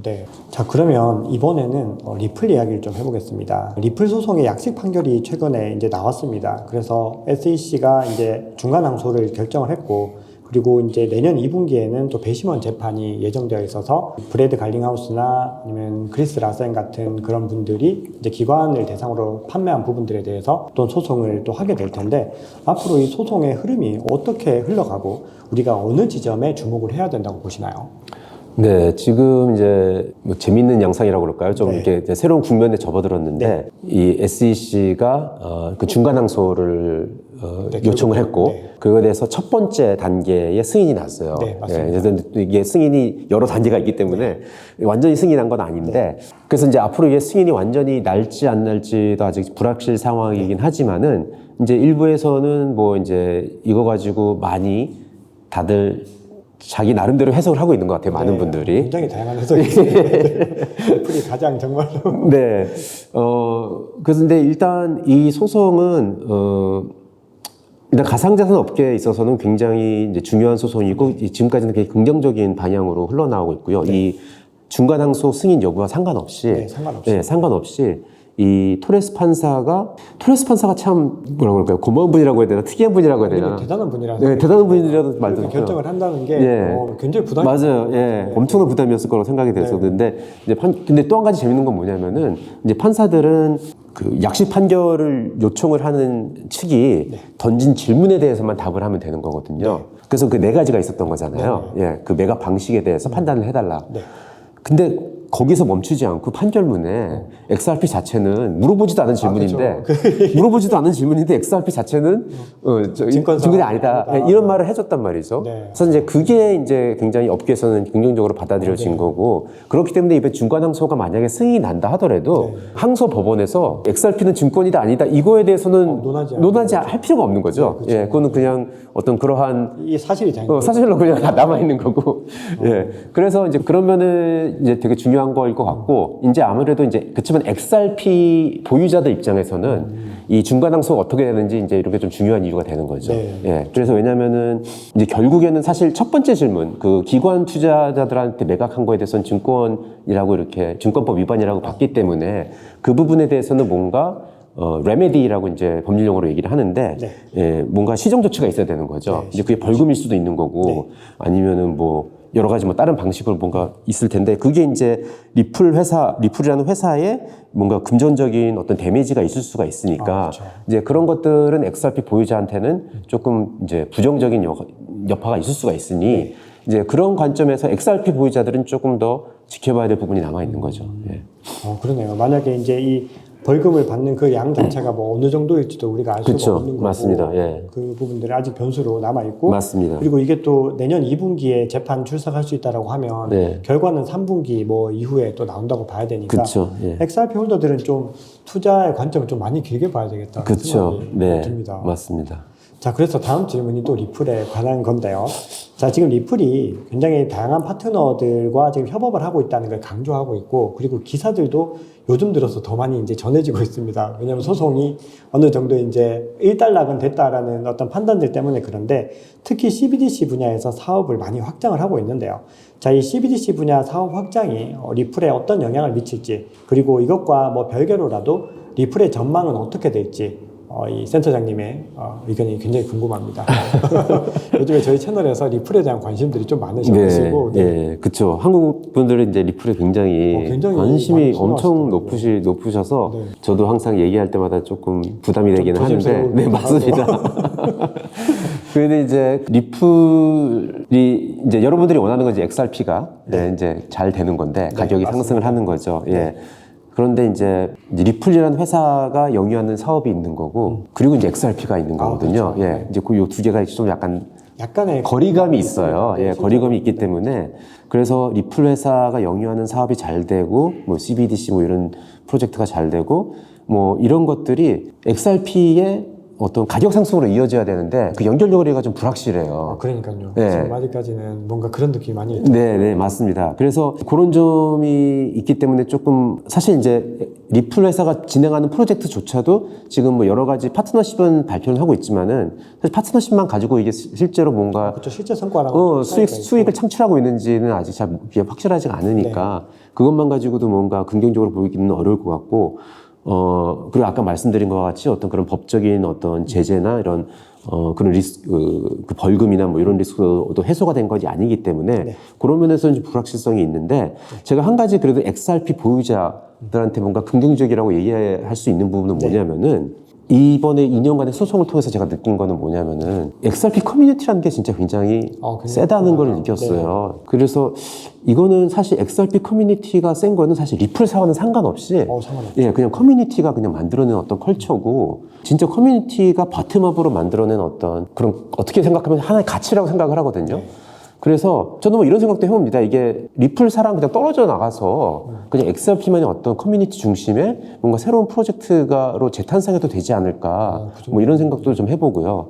왜냐면은 이 정도의 어떤 커뮤니티 결집력은 다른 프로젝트들이 너무나 부러워하는 그런 어떤 결집력일 것 같아요. 제 생각에는. 이 정도는 약간 어떻게 보면 감성적인 결집력은 사실 리플만한 데가 또 그렇게 많지 않습니다. 찾아보기 어렵죠. 예, 그것도 글로벌하게. 그리고 또 여기 참여하고 있는 분들이 다 전부 다 뭐 이렇게 뭐 이상한 사람들도 아니고 예, 이 커뮤니티 참여하고 있는 사람도 세계적인 변호사들이나 뭐 이런 사람들 열심히 참여하고 있고 이렇기 때문에 그리고 실제로 제가 이제 이번에 이제 그 여러 어떤 기관들의 리서치를 보니까 그 XRP 레저라고 하는 그 네트워크 상에서 뭔가 여러 가지 리플 회사와는 상관없이 하는 여러 가지 프로젝트들이 또 있더라고요. 예, 맞습니다. 많이 있고 거기나 어떤 활동들이 이루어지고 있기 때문에 이제 그런 거를 봤을 때는 그냥 아예 리플 그 회사랑 그냥 떨어져 나가서 단독적인 어떤 그런 프로젝트로서 커뮤니티로서 이렇게 발전해 나갈 수 있는 가능성도 충분히 있지 않을까. 예, 뭐 그런 생각을 좀 해봤습니다. 아마 XRP 홀더분들에게 많은 위로가 되었을 것 같습니다. 감사합니다. 자, 그러면은 이제 이더리움 리플 얘기까지 해봤는데 또 여기서 알트코인 얘기를 그만하면 조금 서운하니까 이더리움 리플 외에 공부해 볼 만한 가치가 있다고 보시는 알트코인을 조금만 더 소개해 주실 수 있으실까요? 네, 뭐 제 생각에는 일단 가장 먼저 얘기할 수 있는 거는 유니스왑일 것 같아요. 예, 그러니까 제가 지금 말씀드리는 건 이거 사라는 얘기가 아니고요. 예, 사라는 뭐 물론 여러분들이 투자 판단은 각자 하시는 거니까 공부한 다음에 사고 싶은 분은 사면 되는데 일단 공부해볼 가치가 있다고 생각하는 건 유니스왑이라 생각을 하고요. 예, 이게 왜 그러냐면은 이제 이더리움이라는 네트워크가 이제 스마트 컨트랙트 플랫폼인데. 스마트 컨트랙트라는 게 뭐 쉽게 얘기하면 사실 소프트웨어인 거고 블록체인 상에서 작동하는 소프트웨어인 거고 누군가가 이더리움 상에서 유용하게 쓸 수 있는 소프트웨어 서비스를 만들으라고 있는 거잖아요. 예. 근데 그럼 거기서 만들어진 여러 가지 소프트웨어들이 있기는 있는데 그 중에서 가장 지금 어덥션이 높은 사용을 사람들이 실제로 많이 하고 있는 그 애플리케이션이 뭐냐 했을 때 그게 유니스왑이거든요. 예, 이제 유니스왑은 이제 탈중앙화 거래소인데 많은 분들이 블록체인이 실생활에 어디서 쓰여요 하는 질문을 되게 많이 해요. 이제 그런 거를 실제로 느끼고 싶으면은 유니스왑 같은 어떤 거래소를 한번 사용을 해보고 이게 어떻게 작동을 하고 이제 이런 거를 파악하다 보면은 그러면은 스마트 컨트랙트 플랫폼이라는 게 왜 우리한테 유용할 수 있는 건지 깨닫는데 굉장히 도움이 될 것 같거든요. 예. 그래서 유니스왑을 추천을 드리고요. 그 다음에 두 번째로는 이제 리도. 예, 리도 파이낸스를 말씀드리겠습니다. 이제 리도는 이제 이더리움 네트워크의 스테이킹 을 할 경우에 이제 보통 스테이킹 하게 되면은 이제 그 자금이 이제 묶이게 되는데 그래서 유동성이 없어지는데 이제 그 유동성을 제공해 주는 이제 그런 네트워크잖아요. 그래서 이것도 지금 상당히 많이 어덥션이 이루어지고 있는 네트워크 중에 하나이고 이것 또한 이제 블록체인 네트워크가 어떻게 이제 유용하게 사용될 수 있는지 어떤 그런 좋은 선례를 보여주고 있는 것 같아서 이 두 가지를 말씀을 드리고 싶습니다. 사실은 제가 오늘 오전에 산티멘트에서 이제 발표한 자료를 보니까 알트코인 투자자들의 거의 90%가 손실이 엄청나게 90%가 손해를 보고 있는데 그 중에서 그래도 가장 선전하고 앞으로 계속해서 좀 성장할 가능성이 있는 거를 꼽을 때 디파이를 꼽으면서 유니스왑이랑 리도 그리고 메이커다오 같은 프로젝트들을 언급을 하고 있더라고요.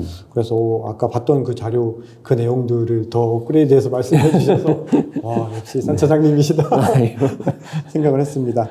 자, 그러면 이번부터 마지막 질문을 드리겠습니다. 자, 이번 질문은 센터장님께만 드릴 수 있는 질문입니다. 자, 코빗 거래소는 상장할 때 가장 엄격한 기준을 적용하는 것으로 유명합니다. 자, 그런 코빗에서 가상자산을 상장시킬 때 가장 중요하게 보는 항목은 무엇일까요? 네, 이것도 사실 아까 그 알트코인을 투자를 할 때 무엇을 봐야 되냐랑 좀 약간 겹치는 약간 부분일 것 비슷한 같아요. 네, 네. 그래서 저희 이제 일단 보는 것은 이 블록체인 프로젝트가 어떤 문제를 해결하려고 있는지 이제 그거를 보고 이게 반드시 뭐 꼭 블록체인을 사용해서 해결해야 되는 문제인지 네. 그냥 다른 어떤 중앙화된 솔루션으로 해결할 수 있는 문제인지 이제 그거를 파악을 하고 대부분의 경우는 꼭 탈중앙화 솔루션을 적용해야 되는 경우는 뭔가 해결해야 되는 그 문제 자체가 글로벌한 문제인 경우가 많습니다. 네. 예. 왜 그러냐면은 블록체인 네트워크의 가치 제한은 중개인 제거인데 디스인터미디에이션이라고 얘기를 하죠. 중개인을 제거를 했을 때 뭔가 굉장히 엄청난 가치 창출이 되는 그런 시츄에이션인데 이 중개인이라는 것들이 대부분 이제 국경을 중심으로 이렇게 형성이 되어 있기 때문에 그래서 이렇게 국경을 넘나드는 뭔가 이런 문제 해결 네, 그렇죠. 이런 게 필요할 때 이제 블록체인이 사용돼야지 진짜 그 진정한 가치가 발휘되는 경우가 많거든요. 한 가지 이제 예로 들 수 있는 게 이런 거예요. 이제 인터넷도 사실 탈중앙화된 네트워크 중에 하나인데 그런데 이제 우리가 보통 국내에서 전화를 할 때는 그냥 010으로 전화를 하잖아요. 근데 이제 보이스톡이라는 서비스가 있죠. 예. 그렇죠. 예. 네. 보이스톡은 뭐냐면은 카카오톡을 사용을 해서 이제 인터넷이라는 망을 타가지고 목소리가 전달이 되는.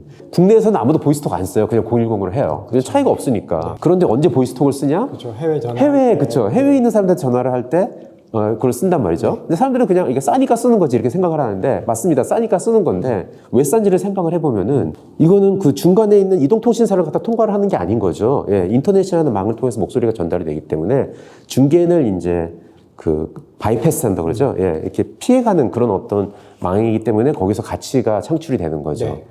그런 거와 마찬가지로 우리 그 블록체인 네트워크도, 블록체인 프로젝트도 어떤 이런 국경을 넘나드는 서비스일 때 진짜 그 가치가 발휘되는 거기 때문에 그런 거를 위주로 저희가 일단 프로젝트를 좀 선별을 하고 있습니다. 네. 예. 그러면 그 선별을 하는 게 이제 리서치 센터 연구원님들이 같이 일단은 기본적으로 주축으로 선별을 하는 건가요? 아니면 또 별도의 어떤 팀이 존재하는 건가요? 아, 그렇죠. 일단 최종적인 결정은 이제 뭐 저희가 내리는 건 아니고요. 제가 내리는 건 상장 관련된 또 맞습니다. 예, 이제 그 상장 내부 위원도 있고 외부 위원도 있어요. 그래서 그분들의 어떤 표결에 의해서 결정이 되는 거고 네. 저희는 단지 리서치만 하고 어떤 이런 프로젝트도 있다, 저런 프로젝트도 있다. 아니면 지금 시장 트렌드라든지 이런 거를 조사를 해서 뭐 그런 정보를 제공을 하고 뭐 결정은 이 위원회에서 예, 하게 돼 있는 거죠. 알겠습니다. 자, 이번에는 규제와 탈중앙화에 관한 이슈들을 좀 이야기를 해보겠습니다. 자, 테라 루나 사태 이후에 가상자산 헤지펀드들이 연쇄 도산을 하고 그리고 FTX 거래소도 몰락을 하면서 이 중앙화에 관한 어떤 문제들이 많이 대두가 됐습니다. 자, 그리고 국내에서도 또 이제 그런 사건들이 몇 가지가 있었는데, 자, 그러면서 탈중앙화에 대한 어떤 목소리들, 그리고 중요성에 대한 인식들이 높아지고 있는데요. 가상자산 중에서도 뭐 가장 중요한 비트코인과 이더리움은 탈중앙화가 가장 잘 되어 있는 프로젝트이지만, 자, 그럼에도 지금 계속해서 어떤 시스템 개선과 어떤 그런 노력들이 이루어지고 있을까요? 네, 그거는 항상 이루어지고 있습니다. 예. 그래서 저희 코빗 리서치 센터에서 비트코인과 이더리움 네트워크의 탈중앙화 정도를 6개월에 한 번씩 이제 측정을 하는 노력을 하고 있어요. 네, 저 보고서 본 것 같습니다. 네. 저도. 네. 그게 쉽지만은 않은 작업인데, 네. 근데 업계에서 탈중앙화의 수치화의 필요성을 느끼고 몇 가지 방법을 제안한 분들이 있고, 그래서 그런 이론들도 말씀드린 것처럼 아직까지는 그 연구 개발 중이라서 완벽하지는 않지만은 그런 이론들을 적용을 해서 이제 수치화하는 어떤 측정을 하는 이제 그런 노력을 하고 있고, 네. 이게 뭐 엄청나게 빠른 속도로 탈중앙화가 진행이 되고 그러지는 않는데, 그렇죠. 예, 미세하게 조금씩 진행이 되고 있는 걸 볼 수가 있습니다. 네. 네. 자, 아까 전에 제가 알트코인 여쭤봤을 때, 유니스왑을 이제 말씀을 주셨는데, 이 유니스왑이 이제 탈중앙화 거래소라는 개념입니다. 자, 은행이나 거래소 같은 제3자의 중개 없이 암호화폐를 사고 팔 수 있는 거래소라고 볼 수 있는데요. 이 탈중앙화 거래소는 누가 만들고 어떻게 운영되고 또 수익은 어떻게 처리하는지 저희 구독자분들께 좀 간단하게 설명해 주시면 좋을 것 같습니다. 네, 이 탈중앙화 거래소는 일단 그 구현 방식이 중앙화 거래소랑 좀 많이 차이가 있는데 가장 큰 차이는 일단 오도북이 없습니다. 네. 네, 그래서 중앙화 거래소 같은 경우는 사자와 팔자가 오도북 안에 이렇게 촘촘히 채워지면은 그래서 가격이 맞았을 경우에 이제 거래가 성사가 되는 거고, 그래서 그 사자와 팔자의 주문을 뭐 일반적인 사람들이 이렇게 낼 수도 있지만은 많은 경우에 이제 시장 조성자, 마켓메이커라는 사람들이 이제 유동성 공급을 해서 이제 인위적으로 채워놓는 경우도 있고요. 근데 그에 반면 이 탈중앙화 거래소는 유동성 공급을 어떤 특정 사람들이 하는 게 아니고 이제 모두가 참여를 할 수 있는 거죠. 그래서 어떤 식으로 하냐면은 일종의 풀을 이제 그 거래를 한다는 거는 이제 결국에는 두 가지 자산을 교환한다는 건데, 네. 그래서 예를 들어서 이더와 USDC라는 이제 스테이블 코인을 교환을 한다 치면은 이 두 개의 풀에 사람들이 한두 사람이 아니고 많은 사람들이 예, 거기에 이제 그 두 자산을 갖다가 파킹을 해놓는 거죠, 일종의. 그래, 그렇게 해놓고 그 파킹되어 있는 그 자산의 비율에 따라서 이제 교환되는 스왑 레이쇼가 이제 결정이 되는 거고. 그래서 사고 싶은 사람들은 그 거래소에 와가지고 빼가는 거죠, 이렇게 일종의. 그렇죠. 예, 거기서 이제 놓고 가져가는. 그렇죠. 하나 놓고 빼가고 뭐 이런 식으로 거래가 되는 걸 이제 보통 그래서 그걸 AMA라고 이렇게 AMA 방식으로 이렇게 얘기를 하는 건데. 그런 어떤 거래를 구현하는 방식이 이제 근본적으로 다르고, 뭐 그 외에 또 다른 특징이 있다면은 중앙화 거래소는 이제 중앙화되어 있고, 대부분의 중앙화 거래소는 어떤 그 확실한 주체가 있기 때문에 규제를 받다 보니까 계좌를 열거나 뭐 이런 과정에서 KYC, 이제 신분 노출을 다 해야 되는 거죠. 그래서 일정 수준의 어떤 신분이 인증이 된 사람들만 사용할 수 있는 그런 서비스인 반면에 이 탈중앙화 거래소는 누구에게나 공개되어 있는 비허가성, 이제 이게 탈중앙화 네트워크 특징 중에 하나인데 이제 비허가성을 갖고 있는 거래 서비스라고 이렇게 얘기할 수가 있을 것 같습니다. 그럼 이 탈중앙화 거래소에서는 일단 KYC를 하지 않고도 거래를 할 수 있는 건데, 자 그렇게 됐을 때 우리나라에서 뭐 규제를 받는다거나 그런 건 전혀 없는 건가요? 지금 현재는 없죠. 지금 네, 현재는? 지금 현재는 없고. 일단 미국 같은 경우에는 이거를 규제를 해야 되느냐 아니냐라는 어떤 그런 논란이 좀 있긴 해요, 규제 당국상에서. 그런데 이제 탈중앙화 거래소가 구현되는 방식은 뭐 조금 더 깊게 들어가 보면은 프로토콜이 있는 거고 유저 인터페이스가 또 두 개가 따로 있는 거죠. 프론트엔드라고도 이제 얘기를 하는데, 근데 이제 프로토콜 자체는 일종의 디지털상에 존재하는 그냥 일종의 툴인 거고, 그거는 누구나 갖다 쓸 수 있는 거고, 반면에 유저 인터페이스는 어떤 중앙화된 매체가 이렇게 만들어가지고 관리하고 그런 웹사이트이기 때문에 주체가 좀 더 명확해서 그거는 가끔 이제 규제 대상이 될 수도 있는 거거든요. 그래서 이러한 프론트엔드 또는 이제 유저 인터페이스는 SEC 등록을 해야 된다든지 뭐 이런 주장을 하는 사람이 있기는 하지만은 이제 그거에서도 또 여러 가지 논란이 있습니다. 그러니까 이게 꼭 그렇게 등록을 하는 것이 맞는 건지, 이미 왜냐면은 그런 프론트엔드조차도 오픈엔드로 전부 다 공개되어 있거든요. 그러니까 많은 사람들이 이게 위험한지 아닌지 스스로 판단을 할 수가 있는데 등록 과정이 필요한지 뭐 이런 논란이 미국에는 있긴 합니다. 그러면 아직까지는 이게 뭐 보편화되거나 만약에 규제를 한다면 시간이 조금 더 필요한 일이에요. 네, 많이 필요하다고 생각합니다. 그럼 이게 예전에 이제 미국에서 이 가상자산 규제 법안에 디파이를 포함시켜야 된다라고 하는 거는 요거랑은 조금 다른 얘기일까요? 그 맞는 얘기예요. 예, 맞는 얘기예요. 예. 자, 근데 탈중앙화 거래소가 이렇게 센터장님 설명을 들어보면은 사실은 조금 뭔가 어려운 느낌이 사실은 조금 들기는 한데, 실제로 이제 투자자들의 거의 대부분은 일반 거래소를 사용하고 있거든요. 그럼 사람들이 일반 거래소를 사용하는 이유는 그냥 편의성 때문이라고 봐야 될까요? 그렇죠. 그게 가장 큰 것 같아요. 예, 편의성, 익숙함, 네. 예, 이런 거일 것 같고요. 그러니까 우리가 만약에 그냥 일반인들이 어쩌다 한 번씩 거래하는 거면은 사실 탈중앙화 거래소 써도 크게 차이는 못 느낄 겁니다. 근데 이제 지금 전 세계 가상자산 거래량이 많이 일으키는 주체들을 보면은 어떤 그 트레이딩 회사나 이런 회사들이 많이 있거든요. 예, 그런 사람들은 좀 더 빠르게 어떤 그 주문을 낸다든지 캔슬한다든지 이런 것도 해야 되고, 이제 보통 프로그램 트레이딩이나 알고리즘 트레이딩이나 이런 걸 하게 되면은 어떤 빠른 대응이 필요한데 스피드 면에서 좀 약간 떨어지는 게 있죠. 또 뭐 아까 말한 유니스왑 같은 경우는 이제 이더리움 상에서 작동하기 때문에 특히나 더 약간 트래픽이 심하게 몰렸을 때 맞습니다. 예, 그런 단점이 있기 때문에 이제 그런 면에서 이 거래량이 이렇게 상대적으로 적은 부분이 분명히 있기는 한데 그럼에도 불구하고 이제 아까 말씀드린 유니스왑 같은 탈중앙화 거래소는 코인베이스의 거래량을 맞먹는다든지 넘는다든지 이런 날들이 꽤 많이 있습니다. 자, 그러면은 이 거래소 얘기를 조금만 더 이어가 볼 텐데요. 소형 거래소들이 아무래도 좀 낮은 수수료를 내세우거나 아니면 높은 이자율 같은 것들을 좀 내세워서 이제 투자자들을 모으다가 갑자기 거래가 먹통이 된다든지 갑자기 뭐 거래소가 파산한다든지 이렇게 해서 투자자들이 피해를 입는 사례들이 생기고 있고 국내에서도 그런 사건들이 많이 좀 벌어지고 있는 상황인데요. 투자자들이 거래소라든지 아니면은 뭐 이렇게 C-파이 서비스나 이런 것들을 이용하실 때 좀 반드시 참고해야 될 만한 기준이 있을까요? 네, 참 안타까운 상황이 좀 많이 벌어지고 있죠. 그래서 특히 이제 최근에는 어떤 그런 라이센스를 받은 업체들조차도 이제 그런 일이 벌어지고 있는 건데, 이 사용자들이 스스로 굉장히 잘 판단을 하는 게 굉장히 중요할 것 같아요. 근데 기준을 뭘로 하느냐를 봤을 때는 일단 지금 현재 상황에서는 이런 중앙화된 업체들의 일단 주주가 누군지 보는 게 좀 중요할 것 같아요. 주주. 예. 그래서 결국에는 이제 그 주주들이 최종적인 책임을 지고서 운영을 하는 거이기 때문에 어떤 그 신뢰할 만한 그런 주주가 그런 중앙화된 업체의 이제 주인으로서 있는지 이런 걸 좀 따져보는 게 중요할 것 같고요. 네, 그 다음에 아무래도 오랜 기간 동안 영업을 유지했던 그런 회사들일수록 어떤 트랙 레코드가 있는 거잖아요. 그래서 오랜 시간을 거쳐서 시간에 의해서 검증이 된 부분이 있기 때문에 이제 그런 것도 좀 중요한 요인이지 않을까 이렇게 생각이 됩니다. 알겠습니다.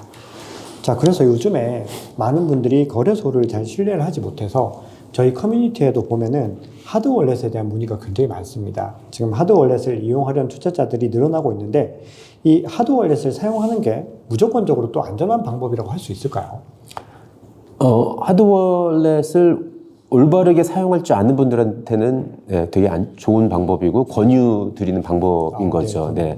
근데 단지 뭔가 아직 익숙하지 않은 분들은 뭔가 잘못했을 때 도와줄 수 있는 사람이 아무도 없기 때문에 자산을 다 날릴 수도 있고 이제 스스로 모든 걸 책임을 져야 된다는 이제 그런 부담이라고도 할 수가 있는 거라서 일단 초보자분들은 좀 어느 정도 지식 수준이 오르기 전까지는 아무래도 그런 제3의 업체, 신뢰할 수 있는 제3의 업체에 의존할 수밖에 없지 않을까 이렇게 생각이 됩니다. 네네. 맞습니다. 그리고 또 만약에 본인이 보유한 자산이 그렇게 막 소량이면은 사실은 그냥 거래소에 두는 게 더 편의성도 더 좋고 사실은 더 낫다고 그쵸. 생각을 하고 네. 그게 이제 어느 정도의 본인만이 생각하는 그 기준이 있을 텐데 만약에 굉장히 좀 그 시드가 많아진다고 하면은 그걸 좀 일정 부분 그래서 또 다 옮겨 놓는다 이게 또 무조건 좋은 건지는 좀 저는 잘 모르겠더라고요. 그래서 이걸 약간은 좀 자산들도 분산을 해놓으면 좀 좋을 것 같다. 맞습니다. 아주 좋은 좋은 지적입니다. 뭐 하드월렛을 쓴다 하더라도 하나만 쓰는 게 아니고 몇 개 세서 이렇게 좀 분산해 놓고 모든 어떤 안전성의 중요한 원칙 중에 하나는 분산이거든요. 그래서 그 분산해서 보관하는 방법도 되게 좋을 것 같습니다. 네, 알겠습니다. 자, 그러면 이제 저희 마지막으로 이제 규제에 대한 이슈들 몇 가지만 살펴보고 저희 영상을 좀 마무리해 보겠습니다. 자, 저희 미카 법안으로 유럽이 가장 먼저 규제안을 마련했습니다. 그리고 IMF, BIS, FSB 같은 국제기구들이 이 글로벌 가이드를 마련하려고 움직임을 보이고 있는데 앞으로 이 가상자산 규제 방향성이 투자자들에게도 굉장히 좀 중요할 거라고 생각을 하는데 이 글로벌 가상규제의 방향성, 큰 방향성은 어떻게 갈 거라고 보시나요? 큰 방향성은 일단은 각 나라마다 앞으로 진행해야 될 것은 가상자산 산업을 어떤 규제 틀 안에서 작동시킬 것인가를 뭐 업권법이라도 업권법이라는 단어를 사용하기도 하고 뭐 기본법 이렇게 얘기를 하기도 하는데 그런 일종의 가상자산 산업을 위한 헌법 같은 거죠. 그렇죠. 그런 거를 만드는 과정이 쭉 이제 진행이 될 걸로 보이고요. 이제 미카가 유럽 연합의 어떤 그런 기준이 되는 거고. 그와 유사한 법을 한국에서도 만들기 위해서 지금 노력 중이고요. 의회에서, 국회에서. 그 다음에 뭐 미국도 몇 가지 법안이 지금 계류 중이긴 한데, 이제 미국 같은 경우는 좀 이게 굉장히 정쟁화돼 버려가지고 좀 속도가 빨리 안 날 수도 있을 것 같긴 해요. 장기화될 수 있다. 그러긴 한데, 뭐 그거와 무관하게 한국은 또 한국의 국익을 챙겨야 되니까, 뭐 꼭 미국이 안 한다고 안 하고 있는 게 아니고, 먼저 앞서가서 빨리 이제 저희들 산업에 알맞는 그런 합리적인 법을 빨리 통과해야 된다고 생각을 합니다. 네, 지금 미국이 사실 중국이 채굴장을 다 금지했을 때 굉장히 좀 적극적으로 채굴장들을 받아줬습니다. 뭐 마이애미 시장이나 뭐 뉴욕 시장 이런 분들은 비트코인으로 월급 받겠다 뭐 이러고 워싱턴이나 이런 도시들에서도 대부분 이 가상자산에 대해서 좀 개방적인 태도를 취했는데 갑자기 바이든 행정부가 이제 되면서 굉장히 강하게 규제를 꺼내들고 있습니다. 자, 이 미국이 이렇게까지 가상자산 시장을 압박하는 이유는 뭐라고 보시나요? 그러니까 미국 내에도 굉장히 다양한 의견들이 존재하는 것 같아요. 네. 그래서 이제 최근에 우리가 많이 뉴스를 접해서 듣는 그 반크립토적인 그런 정책이나 이런 것들은 미국의 민주당 내에서도 다도 아니고 그것도 민주당 내 일부 인사들에서 지금 나오고 있는 거거든요. 그렇죠. 예. 그래서 이제 그분들이 제가 최근에 사실 이제 뉴욕에 좀 갔다 올 기회가 있어가지고 좀 크립토 업계에 있는 분들을 그쪽에서 만나 뵀는데 이제 물어봤어요. 도대체 민주당은 이러한 반크립토 정책을 통해서 무엇을 얻으려고 하는 거냐. 근데 그분들도 많이 이제 난해하면서 이제 그분들이 상상하기로는 이제 그분들이 예측하기로는 이 뭔가 되게 서민적인 그런 그 미드웨스턴 밸류 네. 예, 이런 거에 좀 어필을 하고 싶은 게 있지 않을까 이렇게 얘기를 하더라고요. 그래서 그럴 수 있겠네요. 예, 어떤 뭐 투기나 뭐 이런 걸로 일확천금 뭐 이런 게 아니고 이런 것들은 뉴욕에 있는 뱅커들이나 뭐 이런 트레이더들이 하는 거고 이 미국 중서부에 있는 서민들이 이제 열심히 그 노동의 대가로 이제 돈을 벌고 이제 이런 가치를 추구하는 사람들인데 그런 사람들한테 어필할 수 있는 거는 이런 뭔가 투기적인 자산인 크립토를 좀 탄압하는 거라고 이렇게 생각을 해서 하는 게 아닐까 뭐 이런 얘기를 하더라고요. 네. 그게 맞는 건지 아닌 건지는 모르겠지만 만약에 그렇다면은 모르겠어요. 일단 그걸 갖다가 지금 당 정의 어떤 하나의 당의 전략으로서 이렇게 정한 것 같고 그런데 당 내에서는 또 이걸 반대하는 사람도 많이 있고 특히 이제 젊은 의원들을 위주로 보면은 예 반대하는 사람도 있기 때문에 저는 개인적으로는 그렇게 오래 갈 거라고 생각은 하진 않아요. 예. 이거는 약간 질문지 없는 질문인데 하나만 좀 드려보면은 최근에 이제 민주당에서도 그렇고 뭐 케네디 후보 같은 경우 그리고 이렇게 공화당에도 론 드샌티스 같은 이런 분들이 지금 계속해서 본인이 당선되면 암호화폐를 굉장히 적극 지원하겠다 이런 얘기를 하고 있고 또 한편으로는 지금 미국의 유권자들도 계속해서 이 비트코인을 압박하는 현 행정부에 대한 어떤 반감들 이런 것들이 생겨난다라는 물론 이건 투자자들의 어떤 기대감일 수도 있는데 그런 분위기들이 좀 형성되고 있다라는 기사들이 있는데 대선이 이제 내년에 있는데 이 비트코인을 비롯한 이 크립토 산업이 어떤 쟁점 중에 하나가 될 수 있을까요? 저도 이제 그 질문을 했어요. 이번에 뉴욕 갔을 때 했는데 그런데 이렇게 말씀하시더라고요. 이제 우리는 가상자산 업계에 관심을 갖고 있다 보니까 모든 게 가상자산 업계 이슈로 돌아가고 그렇죠. 있다고 생각하는데 그런데 사실 좀 더 이제 줌아웃해서 보면은 세상 사람들은 그렇게 관심이 없다는 거죠. 그래서 이게 뭔가 어떤 중요한 캠페인 이슈가 된다든지 이러지는 않을 거다. 이렇게 얘기를 하더라고요. 알겠습니다. 저도 약간 실망했습니다. 그 답을 듣고.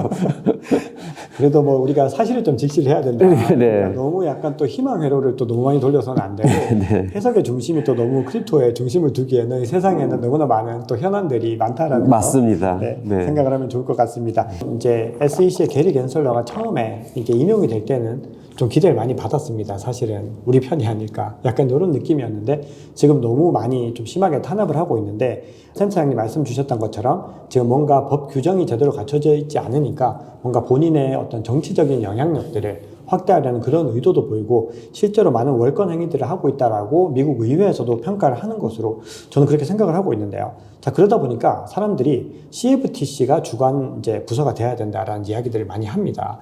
자, 그렇게 봤을 때 SEC와 CFTC 중에서 향후에는 이 CFTC가 더 영향력을 발휘하게 될 거라고 보시나요? 과거에 비해서는 더 많이 하게 될 것 같아요. 근데 이제 SEC보다 더 많이 할지 아닐지 이거는 법안이 어떻게 통과가 되느냐에 따라 다를 것 같고 지금 계류 중인 법들도 사실 이제 실제로 마지막으로 통과될 때는 많이 이제 개정이 되고 서로 타협하고 이제 고치는 부분도 있고 이렇기 때문에 어떤 모양으로 통과가 될지는 아직 알기가 어렵거든요. 예. 그래서 이제 그런 거에 따라서 실제로 뭐 SEC보다 더 많은 역할을 하게 될지 아니면은 SEC가 더 큰 역할을 하게 될지 이건 좀 더 기다려봐야지 알 수 있을 것 같은데 근데 만약에 제 생각은 그렇습니다. 지금 SEC가 사실 관할권을 주장하기 위해서는 이게 증권이어야 되잖아요. 네, 예. 맞습니다. 증권이 아니면 관할권 주장할 수가 없는 건데 이 자산 자체가 증권이 아니다라는 이제 그런 의견이 리플 소송을 통해 좀 판결 결과를 해서 조금씩 더 이제 알려져 가고 있거든요. 아직까지도 좀 그거를 혼돈하시는 분들이 있기는 하지만은 과거에 비해서는 많이 지금 조금씩 해소가 되고 있어요. 이제 그랬을 경우에는 SEC가 영향력을 행사할 수 있는 부분은 일정 부분은 아직도 남아있을 수는 있어요. 그러니까 자산 자체가 증권인지 여부에 상관없이 발행시장에서는 뭔가 증권법이 적용이 될 수가 있기 때문에 그렇기 때문에 어느 정도의 역할은 남아있기는 하겠지만은 아마 개인적인 생각에는 CFTC가 좀 더 큰 영향력을 행사하는 게 최종적으로는 좀 뭔가 이상적인 어떤 그런 상황이 되지 않을까 이렇게 생각을 합니다. 네, 맞습니다. 뭔가 좀 서로 간의 균형을 이루어 갈 테고 누군가 하나에게 또 집중이 되는 게 무조건 좋은 거는 그쵸. 또 아닐 텐데 네. 서로 간의 어떤 균형감이 필요한데 네. 그래도 어쨌든 주무부서는 CFTC가 조금 더 무게감을 가지고 가는 것이 이 크립토 산업의 발전에는 좀 더 좋을 것 같다라는 의견으로 보면 될 것 같습니다. 자, 이제 미국에 대한 이슈들을 알아봤고요. 이제 마지막으로 저희 국내 상황들을 좀 보겠습니다. 자, 국내에서도 이제 가상자산 규제가 계속해서 이제 진행이 되고 있습니다. 자, 그런데 이게 어떤 방향으로 이루어져야지 우리 산업을 발전시키고 좀 더 긍정적인 방향으로 갈 수 있을지, 자, 그 부분에 대해서 센터장님의 의견을 묻고 싶습니다.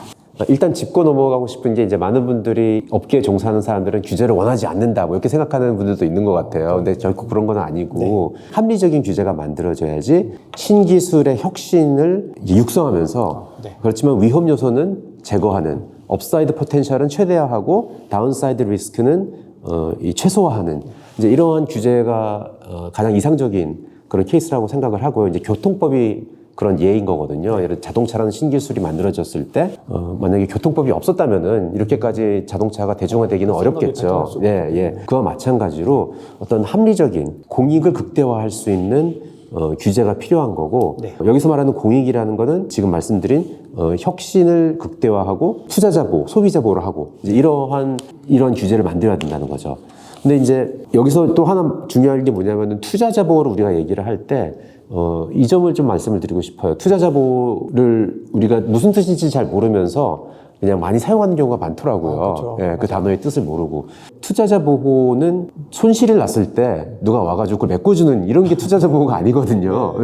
그게 투자자 보호가 아니고 일단 모든 사람들이 투자 결정을 올바르게 내릴 수 있도록 공정하게 모든 정보를 관련된 정보를 모든 사람들한테 공정하게 공개한다는 이게 이제 진정한 투자자 보호인 거고 이제 그러기 위해서 많은 어떤 공개에 대한 의무를 지금 조금씩 요구를 하려는 그런 쪽으로 이제 법안이 움직이고 있는 거고요. 그래서 우리가 근데 이러한 것들도 일단 대중들의 힘이 좀 필요하다고 저는 생각을 해요. 왜냐하면은 가상자산 시장이라는 거는 되게 얼리 스테이지 인베스트먼트이기 때문에 하이 리스크 하이 리턴인 거고 하이 리스크 하이 리턴은 무엇을 뜻하냐면은 물론 수익률이 날 때는 많이 나지만은 손해를 볼 경우에는 큰 손해를 볼 그런 확률도 있다는 거고 거기는 꼭 사기꾼이 있어서 그런 게 아니고 물론 사기꾼이 없는 건 아니지만은 그거는 이 얼리 스테이지 인베스트먼트의 특징인 거거든요. 그거를 잘 인지를 하고 그래서 만약에 손해가 난다 하더라도 이거는 뭔가 손해가 났으니까 규제당국이 그동안 뭐 했어 하면서 갑자기 규제당국한테 책임을 묻는 게 아니고 본인들의 실수지만 그쵸. 다 규제당국으로 덤겨버리는 그게 너무 심해요. 진짜 심한 것 같습니다. 그래서 규제당국에 있는 분들도 저희도 이제 많은 대화를 나누지만은 그런 면에서는 좀 굉장히 좀 짠하다고 그럴까? 좀 약간 되게 힘드시겠다 하는 느낌을 많이 받습니다. 그러니까 우리가 공정한 효율적인 투자자 보호나 규제를 만들기 위해서는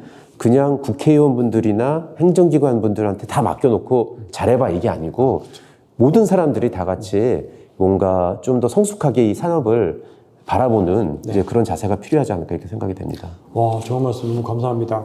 사실 진짜 공감 갔던 게 하이리스크 하이리턴이다 보니까 이게 오를 때는 막 너무 좋아하다가 떨어지면은 완전히 그냥 사람들이 돌변해서 그런 분들이 있는데 너무 좋은 말씀 감사합니다. 센터장님 말씀 너무 공감이 갑니다. 네, 자, 오늘 긴 시간 또 촬영하시느라 너무 고생 많으셨는데요. 자, 마지막으로 가장 현명한 비트코인 투자 방법은 어떤 것들이 있을까? 센터장님의 투자 철학을 알고 싶습니다. 각자의 노인 상황이 다르기 때문에 뭔가 한 가지 답을 모든 분한테 적용시키기는 어려울 것 같아요. 근데 어떤 전문 트레이더가 아니고 일반적인 평범한 직장을 가진 그런 분들이 여유 시간에 이제 투자를 재테크 수단으로서 이제 비트코인을 고려를 하고 있다면은 가장 현명한 방법은 일단 소액으로 시작하는 것. 그래서 잃더라도 전혀 그 일상생활에 큰 영향이 없는 그거는 꼭 잃을 거라서 말씀드리는 게 아니고 너무 큰 양을 해버리면은 아직 잃지도 않았는데 한 20% 빠지면은 갑자기 이제 절대적인 양에 너무 타격을 그렇죠. 심리적으로 너무나 이 불안이 오면서 현명한 판단, 합리적인 판단을 하기가 되게 어려워지는 거죠. 20% 빠져도 그렇게 크게 심리적으로 타격을 안 줄 수 있는 그런 소량으로 시작을 할 거를 권고를 드리고요. 그다음에 또 한 가지는 이제 적립식 투자를 권유를 드립니다. 그래서 이게 항상 내가 사는 가격이 가장 최저점이고 내가 파는 가격이 최고점이 이러지 않거든요. 않기 때문에 이제 조금씩 이제 분산해서 매수할 때도 매도할 때도 분산해서 하는 게 좋다고 생각이 되고요.